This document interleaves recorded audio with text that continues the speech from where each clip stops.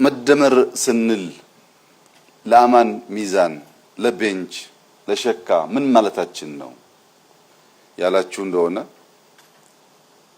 ይህ ስፍራ እኛ አልሰራ ነው ፈጣሪ አድሎ ሰጠን።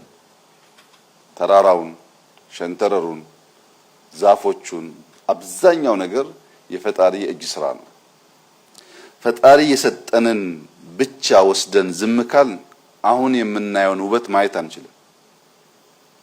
እሱ ላይ የደርግ መንግስት ዜጎች በማስተባበር በሺህ የሚቆጠር ሄክታር ቡና ተከለ። በዚያ ሁኔታ እያለ አምናም አቻምናም መተን ነበር፣ እናንተም ነበራችሁ። በፍጹም ግን ዛሬ ያለው ውበት የለውም። ምክንያቱም የጎደለ ነገር ነበረ። ይሄ ውበት ኤርፖርት ይፈልጋል። ይሄ ውበት እንደዚህ ያለ ሎጅ ይፈልጋል። መደመር ማለት ፕራይቬት፣ መንግስት፣ ተፈጥሮ፣ የትናንትና ስራ ድምር ውጤት ማለት ነው።